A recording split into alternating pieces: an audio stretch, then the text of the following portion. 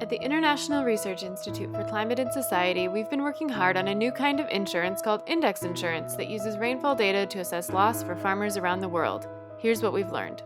10 years ago, weather index insurance was only a few pilots, totaling a couple thousand people around the world. We'd take crop models, apply the economics literature, do a farmer survey, and build a product. But what we found was farmers weren't that interested in the product.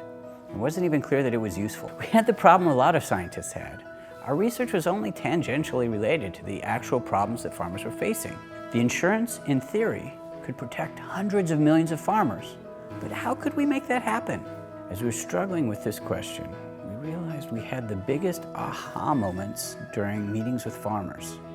So we did a lot of focus groups with farmers, and that really improved the insurance. But it was really expensive to do this, with lots of researchers traveling to the small number of villages that actually had good rain gauge data, which is impossible to replicate for millions of farms.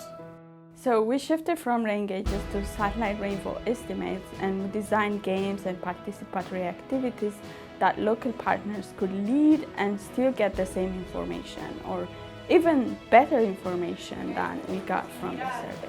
Then the insurance started scaling from a few villages to a few hundred villages in just a couple years. So then the really big question was, are the satellites really capturing the droughts in all of these places?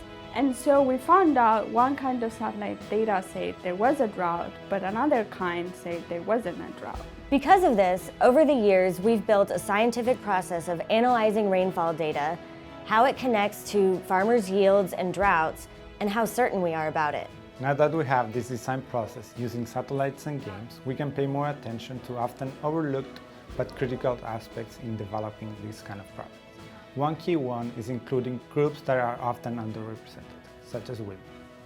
And we found that including insurance regulators and other policymaking groups from the beginning has led to regulators being more supportive of the product, which hasn't been often the case. Another thing that's clear is that insurance is not a silver bullet, and it's not enough on its own.